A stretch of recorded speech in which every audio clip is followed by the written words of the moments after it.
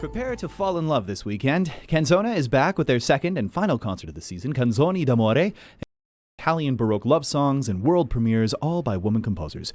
To tell us more about it, I'm joined by Artistic Director Kathleen Allan. Hello, Kathleen. Good morning. Welcome back to Winnipeg. Thank you. It's great to be here. So Canzona, one of Manitoba's premier choral ensembles, known as the Baroque authority here in town. So I guess let's start there. Over the years, Canzona has shared with Winnipeg audiences music of Baroque greats, Bach, Vivaldi, Handel, also lesser-known fellows like Zelenka, Hasse, Campra, but that's just it, right? They're all fellows. This concert features exclusively female composers. Can we talk first about the environment women composers were working in during the Baroque era? Sure. It was a very different time, and women were not necessarily given the same opportunities to have a career or to publish or to perform in the same ways that we are now fortunate to be able to pursue. So, but of course, they were writing music in various spheres. One of those spheres was in convents. So we have a lot of existing music from nuns who were composing for women's voices, for sacred worship purposes. There's also this sort of outside of that tradition where women were composing more parlor songs, smaller chamber music. What we don't get is a lot of large-scale works because they weren't given the opportunity to perform in those. However, a couple of the composers that were featuring this weekend were able to break some amount of glass ceiling and create some really incredible works for choir. That's just it, right? Yeah. There's really kind of no opportunity for like an institutional post, like to work in the church or the court or the theater, though, like you said, some managed to at least knock at that glass ceiling. And I think the best known name on the list that you've assembled is Barbara Strozzi, who is a bit of a musical force in Venice. Absolutely. How did you come to know her music? She's certainly the most recognizable name on this program. Her father was a poet and librettist and artist, and she was kind of in this fringe artistic community and in a pretty rare situation, I think, was given a lot of encouragement and given a platform to write some incredible music. And I think you can hear that sort of vigor in her writing that is contrasting actually to some of the other music that we're doing, or even the music by men of the time. It's so gritty, and it's like, I'm going to write this music, and you're going to sing it, and it's going to be fantastic. And it takes a lot of guts, I think, and you can really hear that in the sound. And it's not an easy sing either, is it? Oh my goodness, no. That's probably putting it lightly. It's complex and expressive and really varied. There's tempo changes all the time.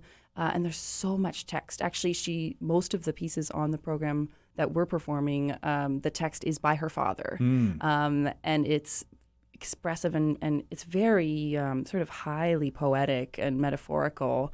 And she really lifts that off the page in a way that's, pretty challenging. Really drawing on that family lineage. But she herself was also a renowned soprano in her day, right? So Absolutely, I guess it makes sense that she would write some virtuosic music because, if she can do it, everybody better keep up because this is going to be a tough, fun sing. Can you walk us through the other composers on the Baroque side of things on the program? Sure. We're actually dipping a little bit earlier than Baroque period for some of these composers. We have some from the Renaissance, including Maddalena Casulana and Vittoria Aleotti, who's an interesting character because she was a child prodigy, so to speak, and was a very talented keyboardist, was sent to study music at a convent and then actually chose to have a life in the convent and joined for a life of service at the age of 14. But somehow continued to still publish volumes of secular music outside of that.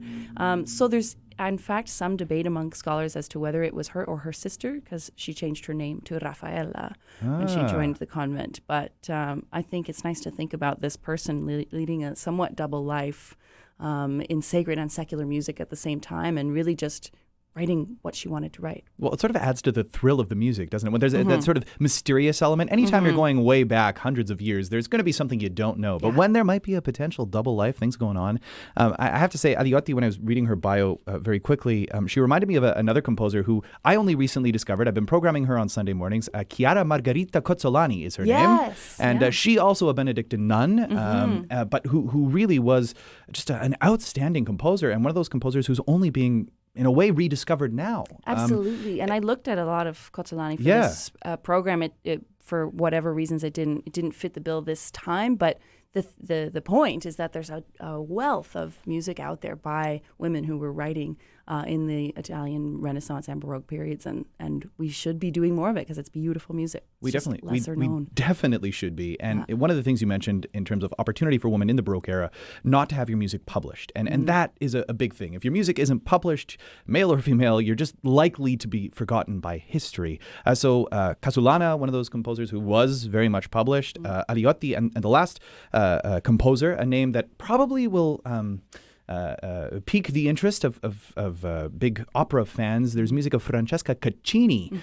Caccini from the Caccini lineage, who helped found opera as a genre, right? Right, exactly. And in fact, Francesca, as a young woman who was getting some attention, and there is a quote from Monteverdi himself saying, this is a force to watch out for. This girl's got talent. Yeah, so some pretty big names in terms of lineages that come by. Her father involved in the hanging out with Monteverdi and Peri in the beginning of the 17th century. So from that music of Caccini and the other Baroque composers, I'd like to jump all the way forward to the present century. I know that Canzona is always delighted in sharing music of the past, and also, albeit to a lesser extent, music of the present as well. So paired with these Italian Baroque composers will be three contemporary Canadian woman. I'd like to begin by talking about Marie-Claire Saindon, as I think there's a bit of a connection there between the Caccini and her music, right? That's right. She chose to actually sort of arrange this aria by Francesca Caccini in a very expressive and contemporary style. And what she's done is sort of take the solo aria and sort of spin it through the choir. It's for 8-part choir, and the melody weaves throughout in this incredible sort of atmospheric way. So various notes are held, and it almost creates this effect of like a simulated, very wet acoustic. So it's quite, I think it's sort of transcendent. It almost feels like you're looking back at a Caccini aria through a kaleidoscope or something. It sort of refracts it really beautifully. How cool is that? And what a way to tie the two very different centuries together. Who else is on the program? We have a commission from Laura Hawley, who is now based in Edmonton, writes a lot of choral music, and is also a great pianist herself. Kind of reminds you of perhaps some of these Baroque composers who were performing and composing and doing and conducting. She's a real force to be reckoned with. And she's written a piece for choir and string quartet. It's actually an arrangement of a Strozzi song.